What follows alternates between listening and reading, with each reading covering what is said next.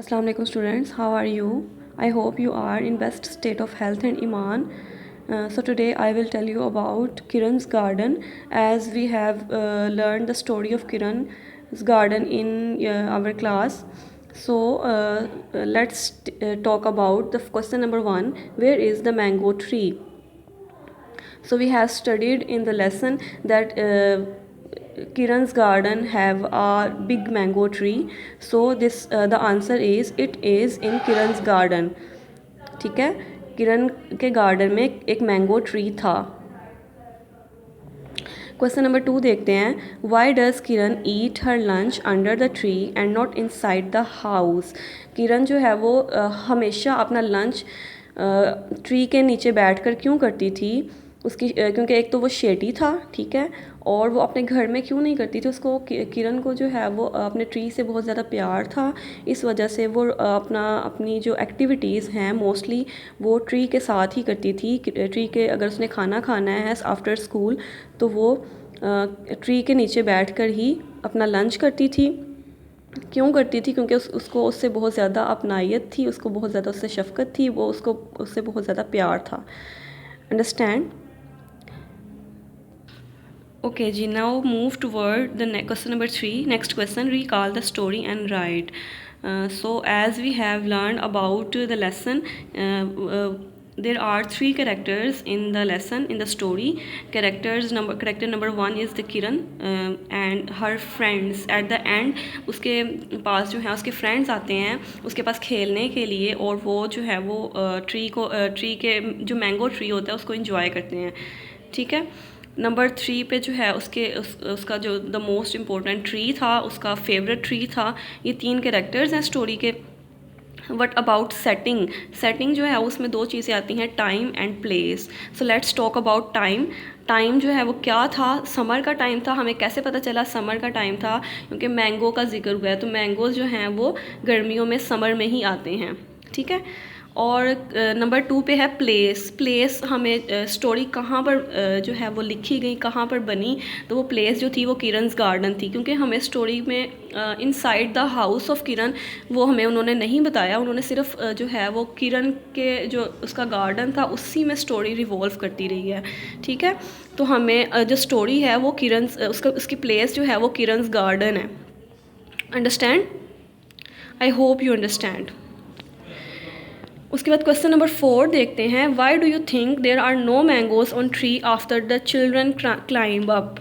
ठीक है. जब किरण अकेली होती है तो उसके ऊपर बहुत ज़्यादा मैंगोज़ होते हैं ट्री के ऊपर. ठीक है. Just look at this picture कि ट्री के ऊपर कितने ज़्यादा मैंगोज़ हैं. ठीक है. और किरण जो है वो अपना लंच भी जो है वो ट्री के अंडर बैठ के कर रही है. उसने अपना वाटर बोतल भी पास रखी हुई है. ठीक है. ताकि वो आराम से सुकून से बैठ के लंच कर सके. तो यहाँ पर किरण अकेली है तो मैंगोज़ जो हैं वो बहुत ज़्यादा हैं. ठीक है. तो क्वेश्चन है बेटा कि जब उसके फ्रेंड्स आ जाते हैं, ठीक है, तो उसके बाद मैंगोज़ क्यों नहीं रहते उसके ऊपर ट्री के ऊपर? Why do you think there are no mangoes on tree after the children climb up after her friends climb up? तो जब बच्चे जो हैं वो आम उनका पसंदीदा फल होता है, तो जैसे ही उसके फ्रेंड्स आ जाते हैं वो ट्री के ऊपर चढ़ जाते हैं तो सारे आम जो है वो मैंगोज़ उसके फ्रेंड्स खा जाते हैं.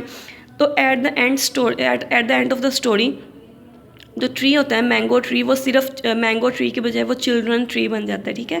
उस पर सारे मैंगोज़ जो हैं वो चिल्ड्रन खा लेते हैं, उसके फ्रेंड्स खा लेते हैं, और एंड पे जो है वो सिर्फ उसके ऊपर ट्री के ऊपर चिल्ड्रन बैठे हुए नज़र आते हैं, उस पर कोई मैंगो नज़र नहीं आता. ठीक है. तो इसका आंसर होगा because they have eaten all mangoes on the tree.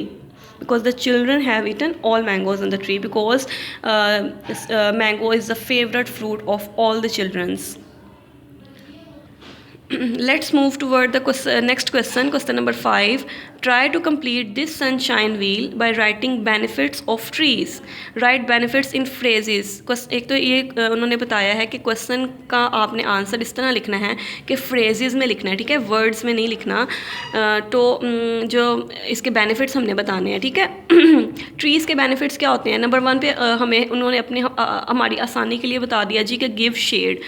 हमें वो साया मुहैया करता है. जब भी हमें धूप में महसूस हो तो हम ज़्यादा तेज़ धूप महसूस हो तो हम ट्री के नीचे जाके बैठ जाते हैं क्योंकि वो साया देता है, ठीक है। उसके बाद नंबर 2 पे हम देखेंगे कि गिव वुड, ठीक है।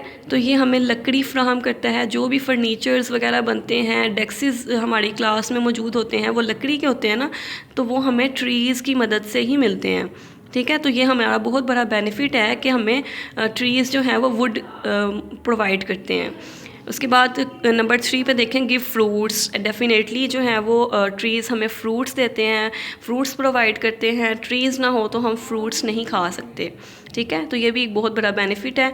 उसके बाद गिव वेजिटेबल्स। फ्रूट्स के साथ साथ जो हम सब्ज़ियाँ खाते हैं तो वो भी हमें ट्रीज़ प्रोवाइड करते हैं, ठीक है। उसके बाद है गिव ऑक्सीजन। डेफिनेटली हम लोग जब हमें सांस की प्रॉब्लम होती है तो हम उस जगह पर जाते हैं जहाँ पर ज़्यादा से ज़्यादा ट्रीज़ हैं, तो हमें जो है वो ट्रीज़ ऑक्सीजन प्रोवाइड करते हैं। उसके बाद एमिट पोल्यूशन। ज़ाहिर है जहाँ ज़्यादा ट्रीज़ होंगे वहाँ पर पोल्यूशन भी कम होगा, ठीक है।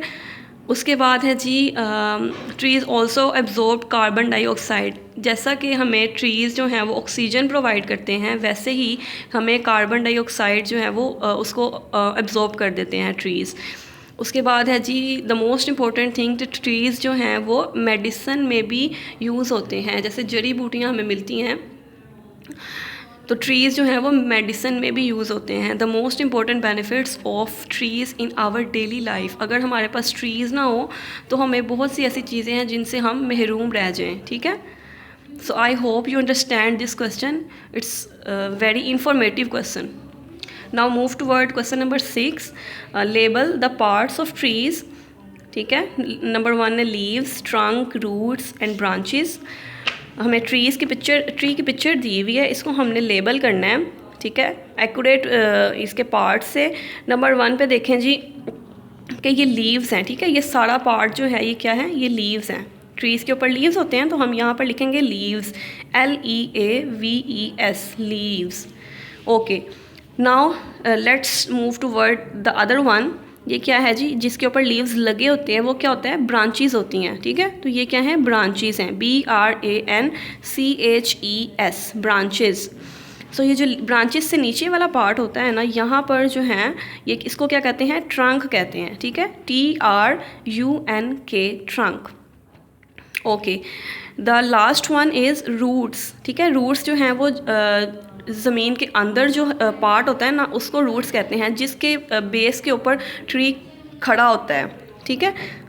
तो लास्ट वन क्या है, रूट्स हैं, ROOTS, roots. So I hope you understand all my lecture.